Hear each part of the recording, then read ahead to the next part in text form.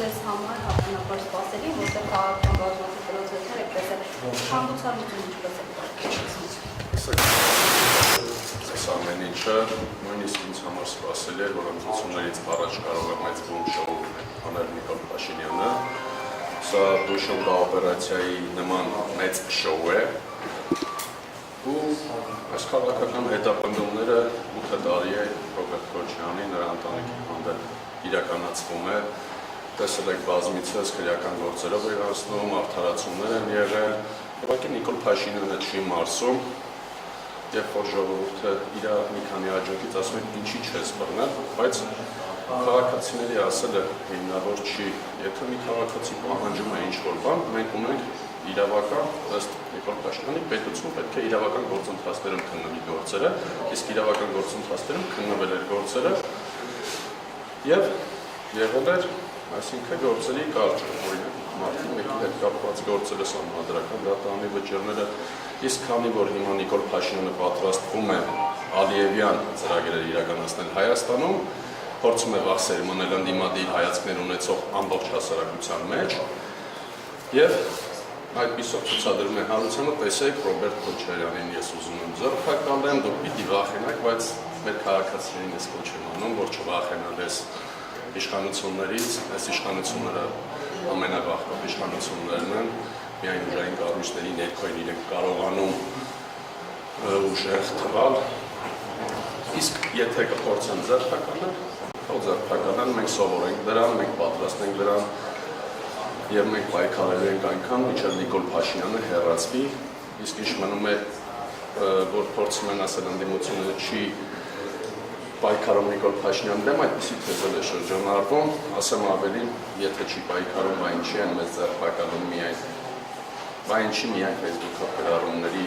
գրողներին չեն ձեռքակալում, երբ որ բանից նստած պայքարում են։ Փաշինյանը ընդդիմությանը նշում է ձեռքակալություններ, կալանավորումներ, որ այդ թվում Բաքվի պահանջները կատարելու համար խոչընդոտներ չունենա։ Այո, ճիշտ է ներկայացնում, որ Բաքվի պահանջները երեկվա ազգային ժողովի Նիկոլ Փաշինյանի ելույթները, թե ցեղասպանության հետ կապված, թե սահմանադրության փոփոխության հետ կապված, ինքը հասկանալով, որ ազգային ժողովում ունի են մեծամասնությունը, որ կարող են սահմանադրությունը փոխել, այդ իսկ պատճառով հիմա վախի սերմանը փորձում է այլ մեթոդներ կիրառել, կարծում եմ ընդդիմությունը չպետք է տրվի Նիկոլ Փաշինյանի այս վախի մթնոլորտին եւ պետք է համառ պայքար տանի Նիկոլ Փաշինյանին թողնելով միայնակ իր հոգնամասնության ձայների հետ միասին եւ Նիկոլ Փաշինյանը խոստում է տվել Ալիևին, փորձելու է կատարել դա ապօրինի կերպով, ինչպես ապօրինի այսքան ժամանակ սահմանադրության խախտելով ժողովրդի մեջքով, ժողովրդին ներկայացնելով իբր թե ժողովուրդն է պահանջում, բայց ժողովուրդը չի պահանջել նման բաներ, ինքը ժողովրդից չի հարցրել, երբ որ գործողություններ արել Հայաստանի տարածքների հետ կապված, նաև Արցախի հետ կապված։ Մանդատ է տվել, ձայները ուրեմն մանդատ է։ Տեսեք, նա ձայնագողություն է կատարել այս ընտրություններում, մի մեծ 5 մանդատ է գողացել, դա բոլորս տեսել ենք, ոչ միայն 5 մանդատ է, պետական ամբողջ վարչական գծակները օգտագործել է, այդ ուժային կառույցները օգտագործել է այս քվեները ստացել, այդ իսկ պատճառով փորձելու է Ալիևյան պահանջները կատարել։ Պարոն Սարգսյան ասում է ընդդիմությունը պետք է պայքարի քիչ տա այս ամեն ինչի, բայց ընտրությունների արդյունքներով մենք պատկերում տեսանք, որ ընդդիմությունը չի կարողանում պայքարել Նիկոլ Փաշինյանի դեմ, որովհետև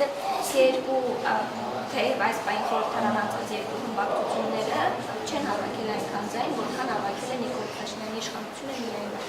Ասեք, ես ներկայացրեցի, որ Նիկոլ Փաշինյանը ոչ միայն քվեագող է, գողացել է ձայները, այլև պետական ամբողջ ռեսուրսն է օգտագործել կեղծելով ընտրությունների արդյունքները։ Ես չգիտեմ ով ընտրակաշարք բաժանել, թե չի բաժանել, իշխանությունը, ես չեմ իշխանությունը իրենք են եղել, դրա գնահատականը իրենք թող տան քննչական մարմիններով, բայց ոչ թե այն քննչական մարմինները, որոնց ղեկավարներին օրը մեջ SMS-ով փոխում է, այսինքն հրանք չկատարելու հիմքով կարող է ուժային կառույցի ղեկավար մեկ գիշերում փոխել, ինչպես տեսնում եք նույն ազգային անվտանգության ծառայության պետերին մեկ գիշերում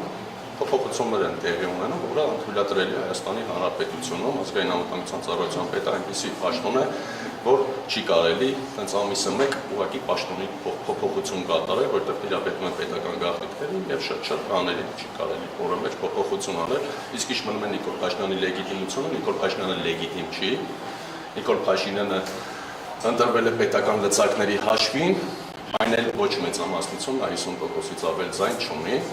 հետևաբար նա չուներ նաև այն մեծամասնությունը, որ կարողանար բարձր պաշտոնների նշանակել նաև ուժային կառույցներում եւ այդ ձայնը գողացավ ընդդիմության մի թևից, որ կարողանա գոնե դա կարողանա անել եւ ուժային կառույցներով պահել իր իշխանությունը։ Բայց նույնիսկ դիթայլի 700,000-ից ավելի ձայն է։ Ասեք, ես ներկայացրեցի այդ 700,000 ձայնը, ինչպես է տեղի ունեցել պետական ամբողջ լծակների միջոցով մարդկանց աշխատանքներից ստիպելով, որ կազատենք ու դրանից հետո տեսել եք հայացքների չկան այդ մասում, դա հանցագործություն է ստեղծել։ ասեմ բարեկներ ինչի չկա, որովհետև իշխանությունը ինքն է, հետևաբար